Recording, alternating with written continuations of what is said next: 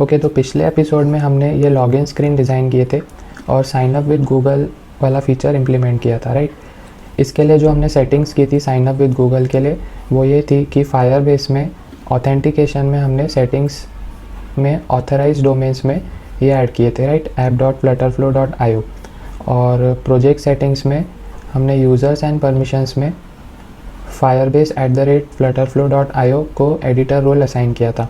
अगर ये दो सेटिंग करने के बाद भी आपका गूगल साइन इन अगर वर्क नहीं कर रहा है, नीचे एरर आता है कि डोमेन इज़ नॉट ऑथराइज्ड, तो उस केस में आपको क्या करना है, पहले तो आपको ये चेक करना है कि आप यहाँ से टेस्ट मोड में रन नहीं कर रहे हैं, इसको रन वाले मोड में रन कर रहे हैं, ठीक है। एक ये चेक करेंगे हम लोग।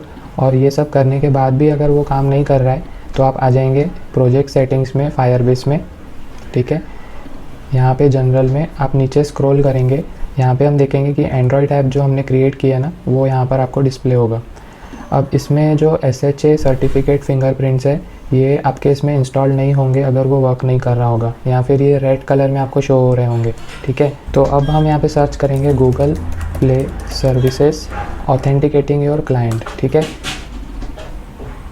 ये आपको सर्च करना है गूगल पे। अब यहाँ से हम फर्स्ट वाले लिंक पे आ जाएंगे, ठीक है। इसको आप जैसे ही स्क्रॉल करेंगे ना, तो यहाँ पर आपको दो दिखेंगे, to get the debug certificate fingerprint. तो अगर आप मैकबुक यूज़ कर रहे हैं तो आप ये वाला कमांड रन करेंगे, और अगर आप विंडोज़ यूज़ कर रहे हैं तो कमांड प्रॉम्प्ट में आपको ये कमांड रन करना है, ठीक है। तो फॉर एग्ज़ाम्पल अगर अब मैं मैकबुक यूज़ कर रहा हूँ तो उसमें मैं ये कमांड लिखूँगा, ठीक है। तो मैं यहाँ टर्मिनल पे आ जाऊँगा, यहाँ पे वो कमांड मैं पेस्ट कर दूँगा यहाँ से। तो ये कमांड पेस्ट करने के बाद में एंटर करेंगे हम लोग, और की स्टोर पासवर्ड वो मांगता है, एंटर की स्टोर पासवर्ड। तो एंड्रॉयड इसका बाय डिफ़ॉल्ट पासवर्ड रहता है, स्मॉल केस में एंड्रॉयड, ठीक है। तो मैंने एंड्रॉयड टाइप किया। अब आपको यहाँ पे दो कीज़ दिख रही होंगी, ठीक है, सर्टिफिकेट फिंगरप्रिंट्स में ये दो कीज़ आपको यहाँ पे दिख रही होंगी। तो ये पहली वाली जो है वो SHA-1 और SHA-256। तो ये जो नंबर है की का, ये हम कॉपी करेंगे और हम आ जाएंगे हमारे फायरबेस में। यहाँ पे प्रोजेक्ट सेटिंग्स में जनरल में नीचे स्क्रॉल करके एंड्रॉयड में यहाँ पे आप इसमें ऐड करेंगे अपना फिंगरप्रिंट। तो ये दिखाता है कि ये सही है SHA-1। यहाँ पे कुछ भी गलत होता है तो वो दिखा देता है कि यहाँ पे गलत है, तो हम वही वाला यहाँ पे कॉपी करेंगे, ठीक है, और इसको सेव कर देंगे। और जो दूसरा की है हमारा SHA-256, उसको भी हम कॉपी कर लेंगे और उसको भी हम यहाँ पे ऐड कर देंगे, ठीक है।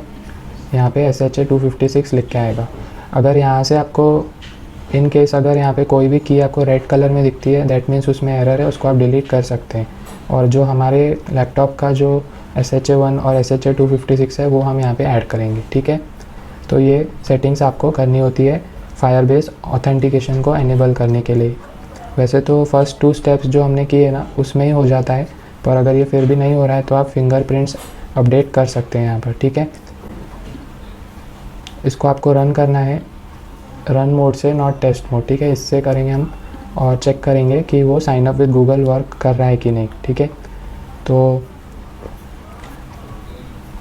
जैसे ही मैं साइन अप विद गूगल करूँगा अभी, तो ये साइन अप हो गया, ठीक है। अब ऑथेंटिकेशन में फायरबेस में हम देखेंगे कि वो लॉगिन हो चुका है, ठीक है। यहाँ पे वो लॉगिन हो चुका है। जो डेट ऑफ बर्थ स्क्रीन है उसको थोड़ा सा हम डिज़ाइन कर लेते हैं इस स्ट्रक्चर में।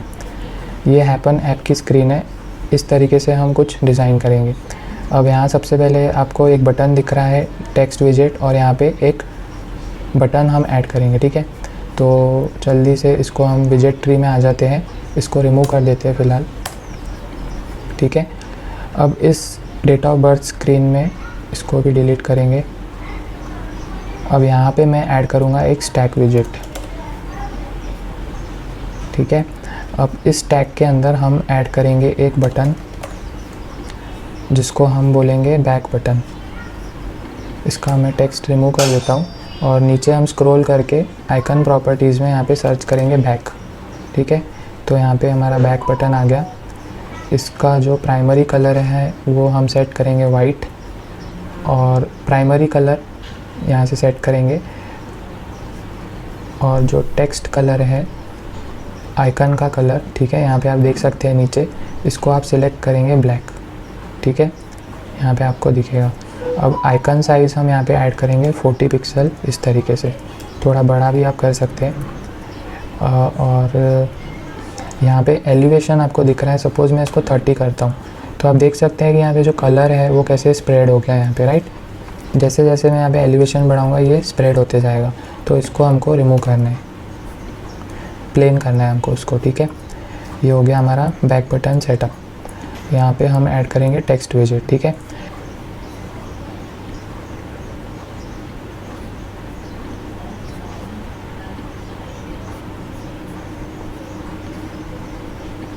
इसको यहाँ लेके आएंगे, इसको यहाँ लेके आएंगे।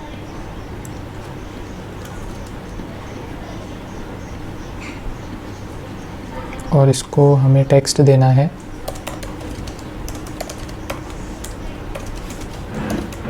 डेट ऑफ बर्थ, ठीक है। इसको मैं यहाँ से थोड़ा सा स्टाइलिंग कर देता हूँ, लार्ज। फॉन्ट साइज़ हम बढ़ा देंगे थोड़ा सा, इस तरीके से। इसी स्टैक में यहाँ पर, ठीक है, हम ऐड करेंगे एक बटन, इसको मैं बोलूँगा यहाँ पे। और इस बटन का जो टेक्स्ट हम लिखेंगे वो हम यहाँ पे डेट ऑफ बर्थ देंगे, जैसे एक डेट, मंथ और ईयर फॉर्मेट में उस यूज़र का डेट यहाँ पे प्रिंट होगा, ठीक है, ठीक है। अब हम नेक्स्ट चीज़ करते हैं कि जैसे ये डेट ऑफ बर्थ क्लिक हो तो मुझे ऐसा कुछ नीचे से दिखे एक, तो इसको हम बोलते हैं फ्लटर फ्लो में बॉटम शीट, ठीक है। तो हम क्या करेंगे, इस बटन के एक्शन फ्लो एडिटर पे ओपन करेंगे, ठीक है। ये खुल गया हमारा एक्शन। इस एक्शन पे हमें ओपन करना है बॉटम शीट, ठीक है। तो मैं यहाँ पे लिखूँगा बॉटम, आपके सामने ये दो ऑप्शंस अवेलेबल हो जाएंगे इस तरीके से, शो और डिसमिस। तो हम करेंगे शो। अब क्योंकि हमने यहाँ पे कोई भी बॉटम शीट क्रिएट नहीं की हुई है, इसीलिए वो यहाँ पे डिस्प्ले नहीं हो रही है, ठीक है। तो इस तरीके से हमको एक बॉटम शीट क्रिएट करना पड़ेगा, तब जाके वो हमें विजिबल हो जाएगी। तो यहाँ पे सिलेक्ट करने के लिए कुछ तो होना चाहिए, राइट। तो हम उसको भी क्रिएट करेंगे, ठीक है। अब वो कैसे करेंगे, तो उसके लिए आपको आना होगा आपके पेज सिलेक्टर में, ठीक है। यहाँ पे आपको एक ऑप्शन दिख रहा होगा कंपोनेंट्स, डायमंड जैसा, ये डायमंड जैसा। यहाँ से आप कंपोनेंट्स ऐड कर सकते हैं, या फिर आप यहाँ से भी कर सकते हैं, जैसे पेजेस पे राइट क्लिक करके आप ऐड कंपोनेंट यहाँ पे कर सकते हैं, ठीक है। तो हम अब क्रिएट करेंगे एक कंपोनेंट, ब्लैंक कंपोनेंट, उसको मैं बोलूँगा वैलिडेट डेट ऑफ बर्थ, ठीक है। इसको करेंगे क्रिएट कंपोनेंट। यहाँ पे एक छोटा सा कंपोनेंट क्रिएट हो गया। अब इसके अंदर हम ऐड करेंगे कंटेनर को। तो हम आ जाएंगे हमारे विजेट पैलेट में, और यहाँ पे मैं एक कंटेनर को ड्रैग ड्रॉप करूँगा इस वाले कंपोनेंट में, ठीक है। इसको रिसाइज आप कर देंगे फुल स्क्रीन इस तरीके से। और इसका कलर जो है कंटेनर का, वो हम सेट करेंगे यहाँ से फिल कलर, इस तरीके से, ठीक है।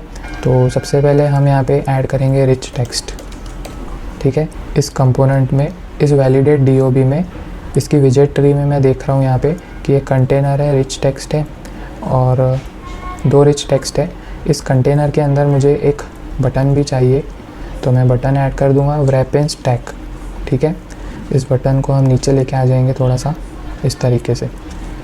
इसको यहाँ पे रखेंगे सेंटर में, ठीक है। वैसे ही मुझे इसी स्टैक के अंदर, अब इस स्टैक के अंदर मुझे एक और बटन चाहिए, जिसको मैं बोलूँगा अपडेट, ठीक है।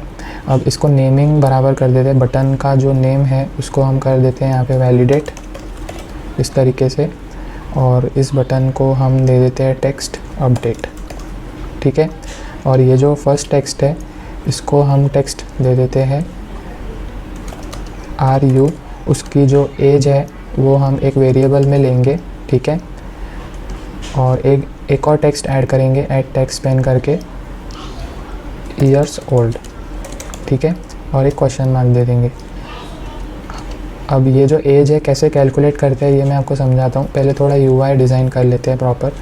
तो अब आपको कलर चेंज करना है इस एज का, तो यहाँ पे आपको एक ऑप्शन दिख रहा होगा, ठीक है। इस पर क्लिक करके आप यहाँ से कलर सेट कर सकते हैं इस तरीके से। और हम आ जाएंगे अभी बैक टू, अब आपको अगर फिर से अब ये स्क्रीन आ गई तो अब आपको चेक करना है कहाँ पे है। तो पेज सिलेक्टर में आके आप यहाँ से वैलिडेट DOB पे क्लिक कर सकते हैं। तो RU पे सिलेक्ट करके हम जाएंगे टेक्स्ट कलर प्राइमरी, और जो थर्ड टेक्स्ट है हमारी उसका भी कलर हम सेट करेंगे प्राइमरी, ठीक है। और इसका जो कंप्लीट नीचे स्क्रॉल करेंगे सिलेक्ट करके, इस पूरे टेक्स्ट को सिलेक्ट करके हम नीचे आएंगे, ठीक है। पूरे टेक्स्ट का हम सेट करेंगे फ़ॉन्ट साइज़ थोड़ा बड़ा 23, ठीक है। अब ये RU छोटा रह गया तो उसके लिए स्पेसिफिक यहाँ पे जो RU है उसके लिए इस पे जाके भी आप उसका फ़ॉन्ट साइज़ सेट कर सकते हैं। तो इसको भी हम 23 कर देंगे इस तरीके से, ठीक है।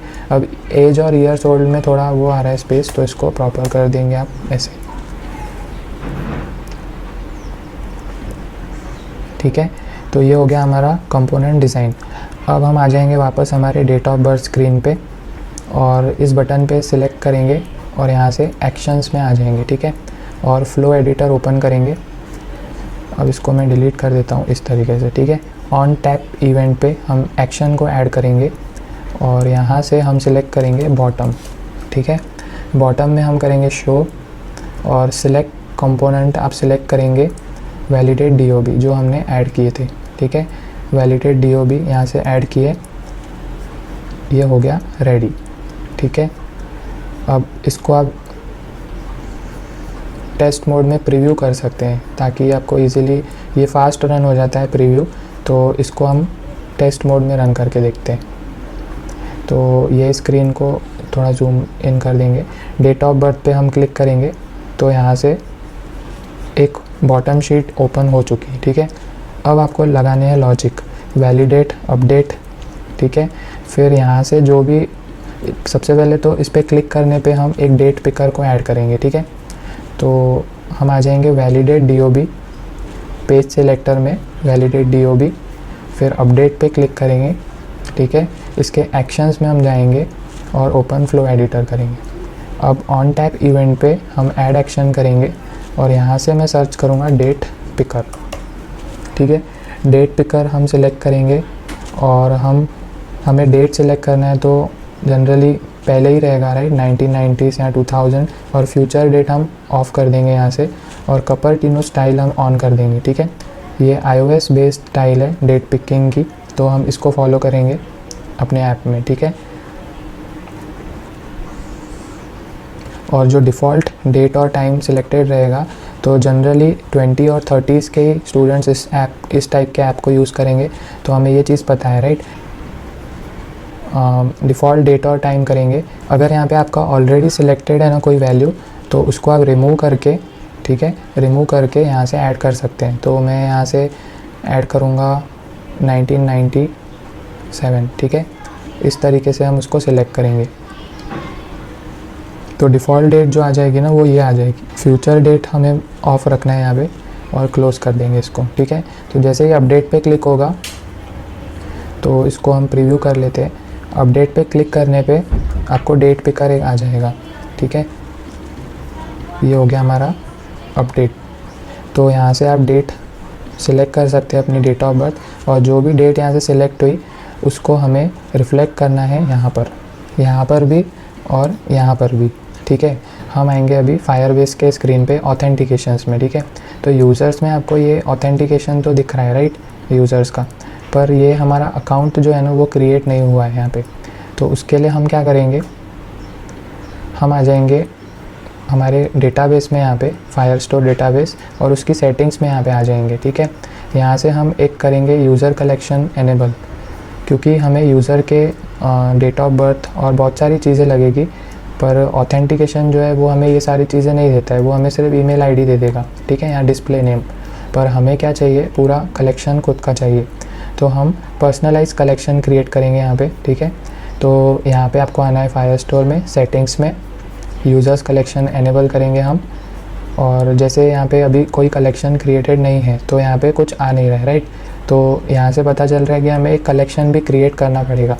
तो हम आ जाएंगे हमारे डेटाबेस वाले पार्ट में, इसी में ही, ये वाले इसमें फर्स्ट टैब में, और क्रिएट कलेक्शन करेंगे यूज़र्स नाम से, ठीक है। अब यहाँ पे पूछ रहा है it looks like you are trying to create a user collection, तो हमें जो प्री डिफ़ॉल्ट फील्ड्स है जैसे नेम, ईमेल आईडी, उसका फ़ोटो, यूआरएल, ये बेसिक चीज़ें जो है उसकी मुझे लगेगी, तो ये मैंने यस करके यहाँ पे ले लिया, ठीक है। अब यहाँ पे हमें एक और फील्ड लगेगी जिसको मैं बोलूँगा डेट ऑफ बर्थ, ठीक है। उसको मैं यहाँ पे सेट करूँगा डेट और टाइम से। अब जैसे कि आप यहाँ देख रहे हैं कि ये जो टाइप्स है, इन टाइप्स का मतलब क्या है, तो मैं एक जनरल ओवरव्यू दे देता हूँ आपको, अगर आपको डेटाबेस का आइडिया नहीं है तो डेटा टाइप मतलब क्या होता है, किसी भी चीज़ को कंप्यूटर रीड करता है through data types. For example string है, तो स्ट्रिंग मतलब क्या, कोई भी जो अल्फ़ाबेट कैरेक्टर्स रहते हैं ना, ABCD या कोई भी नेम, वो स्ट्रिंग से हम डिनोट करते हैं, वो स्ट्रिंग डेटा टाइप से डिनोट किया जाता है, ठीक है। वैसे ही जो एक इमेज है, वैसे तो एक स्ट्रिंग URL से भी आप उसको डिस्प्ले कर सकते हैं, पर फ्लटर फ्लो में आप कोई भी इमेज को डेटा टाइप दे सकते हैं, इमेज पाथ, ठीक है। जैसे ये टाइम है, मतलब यूज़र ने कितने बजे कि कौन सी डेट को ये क्रिएट किया अकाउंट, तो उसके लिए डेट टाइम अवेलेबल है, ठीक है। वैसे ही फ़ोन नंबर जो है वो एक नंबर रहेगा, मतलब एक बेसिक स्ट्रिंग रहेगी, तो स्ट्रिंग, ठीक है। डेट ऑफ बर्थ भी एक डेट टाइम रहेगा। वैसे ही एक और मैं ऐड करता हूँ यहाँ पे, इसको यहाँ से राइट क्लिक करेंगे और एक और मैं ऐड करूँगा, फॉर एग्जांपल उसकी एज हम कैलकुलेट करेंगे, ठीक है। तो उसके लिए मैं यहाँ पे डेटा टाइप सेलेक्ट करूँगा इंटीजर, क्योंकि वो एक नंबर है इंटीजर। फ़ोन नंबर भी एक नंबर है, पर वो एक स्ट्रिंग भी कहला सकते हैं, ठीक है। तो एक स्ट्रिंग की तरह उसको स्टोर करेंगे और एज को एक इंटीजर की तरह। और वैसे ही एक जेंडर रहेगा, जेंडर को हम स्टोर करेंगे स्ट्रिंग से, ठीक है। ये हो गया हमारा कलेक्शन रेडी। अब यहाँ से हम सेटिंग्स में आ जाएंगे फिर से इसमें, और यूज़र्स कलेक्शन है ऑटोमेटिक सिलेक्टेड है। तो अब आपको नेक्स्ट चीज़ करनी है वैलिडेट, ठीक है। इसको वैलिडेट भी करना है, और यहाँ से नीचे आके ये जो फायरस्टोर रूल्स है ना, इसको आपको डिप्लॉय करना है। इस पर क्लिक करेंगे, ये डिप्लॉय करेंगे, ताकि यहाँ पर भी हम उस कलेक्शन को देख पाएँ, यूज़र्स कलेक्शन को। तो यहाँ से हम डिप्लॉय नाउ करेंगे, ये भी डिप्लॉय हो रहा है और ये वैलिडेशन स्टेटस सक्सेस हो चुका है। तो ये बेसिक सेटिंग आपको करनी होती है फायरबेस कलेक्शंस क्रिएट करने के टाइम। जब भी हम कोई कलेक्शन क्रिएट करेंगे यहाँ पे, तो वो सारे आपको इस लिस्ट में दिखने लगेंगे, ठीक है। ओके, तो अब मैं इसको है ना एक बार और रन कर देता हूँ।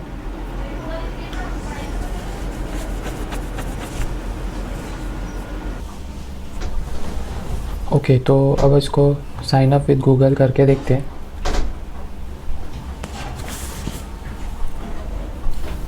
अब ये जो ऑथेंटिकेशन हुआ, यहाँ पर हम चेक करेंगे, एक यूज़र्स कलेक्शन यहाँ पे क्रिएट हुआ, और जैसे ही गूगल के थ्रू रिस्पांस आया तो हमें ये वाली फील्ड्स मिली, ठीक है, जिसमें display name, email address, photo, URL, UID ये सब है, ठीक है। पर इसमें अब एज और वो सारी चीज़ें नहीं आ रही है, राइट, जो हमने यूज़र्स कलेक्शन में यहाँ पे क्रिएट की थी, जिसमें हम बोल सकते हैं डेट ऑफ बर्थ, एज और जेंडर, ये चीज़ें नहीं आई। अब हमारा जो नेक्स्ट टास्क है, डेट ऑफ बर्थ स्क्रीन में अपडेट क्लिक करने पे हमें जो डेट पिकर आ रहा है, यहाँ से हम डेट सिलेक्ट करेंगे, डेट ऑफ बर्थ। तो इसके थ्रू हमें एज कैलकुलेट करना है, और वो एज हमें यहाँ पे डिस्प्ले होनी चाहिए, और जो भी डेट हम यहाँ से सिलेक्ट करेंगे वो हमारी डेट ऑफ बर्थ पे यहाँ पे डिस्प्ले होनी चाहिए। तो हम इसको कनेक्ट करेंगे हमारे यूज़र्स कलेक्शन से। तो वो कैसे करेंगे उसके बारे में स्टडी करते हैं। तो सबसे पहले डेट ऑफ पेज सिलेक्टर में यहाँ पर, ठीक है, पेजेस में हम डेट ऑफ बर्थ स्क्रीन पे आ जाएंगे, ठीक है। और यहाँ से हम डेट ऑफ बर्थ पे क्लिक करेंगे, इस बटन पे। आप विजेट ट्री में भी इसको चेक कर सकते हैं, ठीक है। यहाँ पे बटन पे आएंगे हम लोग, और यहाँ से हम स्क्रॉल करेंगे, और जो टेक्स्ट प्रॉपर्टी है इस बटन की, यहाँ पे हम सिलेक्ट करेंगे, ठीक है। हम जाएंगे ऑथेंटिकेटेड यूज़र्स में, और यहाँ से हम सिलेक्ट करेंगे इसकी डेट ऑफ बर्थ जो बैकएंड से आ रही होगी, ठीक है। और डिफ़ॉल्ट वेरिएबल वैल्यू हम यहाँ पे देंगे DOB, और UI बिल्डर डिस्प्ले वैल्यू, यहाँ पे आप एक कोई भी demo date of birth add कर सकते हैं, ठीक है, इस तरीके से। तो यहाँ पे ये डिफ़ॉल्ट वैल्यू आ रही है बटन पे। यहाँ पे आपको टेक्स्ट में एक और चीज़ करनी है कि अवेलेबल ऑप्शंस हम सिलेक्ट करेंगे, जिसमें डेट टाइम फॉर्मेट रहेगा, और सेकंड चीज़ डेट टाइम फॉर्मेट ऑप्शंस में हम सिलेक्ट करेंगे ये वाला फॉर्मेट, तो यहाँ पे बेसिकली ऑप्शंस दिए हुए हैं कि किस फॉर्मेट में आपको डेट को डिस्प्ले करना है। तो हम डेट, मंथ और ईयर वाले फॉर्मेट में उसको दिखाएंगे, ठीक है। ये एक चीज़ हम यहाँ पे कंफर्म कर देंगे। अब नेक्स्ट चीज़ करने के लिए हमको आना है पेज सिलेक्टर पे, और हम आ जाएंगे हमारे कंपोनेंट पे वैलिडेट DOB। तो जो भी कंपोनेंट होगा वो एक डायमंड सिंबल से डिस्प्ले होता है और पेज एक पेज वाले सिंबल से। अब यहाँ से जो हमने अपडेट किया तो हम आ जाएंगे एक्शंस में यहाँ पर, ठीक है। एक्शंस में आने के बाद आप चेक करेंगे वैलिडेट DOB में, यहाँ पे एक्शंस में ओपन करेंगे फ्लो एडिटर, और हमने एक डेट पिकर को ओपन किया था, राइट, ये वाले डेट पिकर को। अब यहाँ से जो भी वैल्यू सिलेक्ट हो रही है इसको आप कैसे बैकएंड में अपडेट करेंगे, तो उसके लिए हम यहाँ पे एक ऐड एक्शन करेंगे, ठीक है। और हम यहाँ से क्या करेंगे, जब भी यूज़र यहाँ से डेट सिलेक्ट करेगा, ठीक है, उसको हमको अपडेट करना है फायरस्टोर में। तो यहाँ पे हम एक्शन करेंगे और सर्च करेंगे यहाँ पे अपडेट डॉक्यूमेंट। तो आप देख सकते हैं यहाँ पे फायरस्टोर में अपडेट डॉक्यूमेंट आपको दिख रहा होगा। तो अपडेट डॉक्यूमेंट करेंगे, और अब यहाँ पे हमें क्या अपडेट करना है, अनसेट। तो अब यहाँ पे क्या अपडेट करना है, तो हम आ जाएंगे ऑथेंटिकेटेड यूज़र्स में, और यहाँ पे आपको यूज़र्स जो कलेक्शन हमने क्रिएट किया ना उसका रेफरेंस आपको यहाँ मिल रहा होगा। सिलेक्ट करेंगे और कंफर्म कर देंगे, ठीक है। अब यहाँ पे आपको कौन सी फील्ड्स अपडेट करना है वो आप कर सकते हैं। तो मैं यहाँ पे ऐड फील्ड करूँगा और यहाँ से सिलेक्ट करूँगा डेट ऑफ बर्थ, ठीक है। डेट ऑफ बर्थ सिलेक्ट करेंगे, और कहाँ से इस डेट ऑफ बर्थ को हमको लेना है, जो भी यूज़र सिलेक्ट करेगा यहाँ से, जो भी यूज़र डेट को पिक करेगा वो वैल्यू हमें यहाँ पे सेट करना होगा, राइट। तो अनसेट पे जाएंगे हम लोग, और विजेट स्टेट आप यहाँ से सिलेक्ट करेंगे और यहाँ से डेट पिक्ड करेंगे, ठीक है, और कंफर्म कर देंगे। तो बेसिकली इसका मतलब क्या हो रहा है कि जैसे ही यूज़र फर्स्ट स्टेप ये करेगा, डेट पिक करेगा, वहाँ से एक बैकएंड कॉल होगा जिसमें हम अपडेट डॉक्यूमेंट करेंगे, ठीक है। ये थर्ड स्टेप होगा।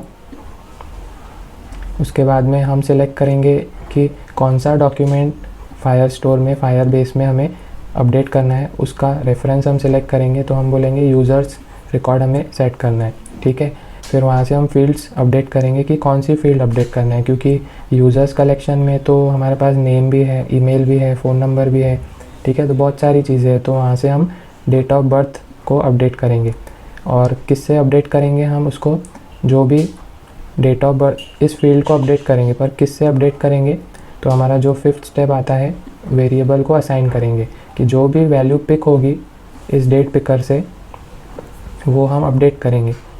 इस तरीके से ये हमारा लॉजिक यहाँ पे सेट हो जाएगा।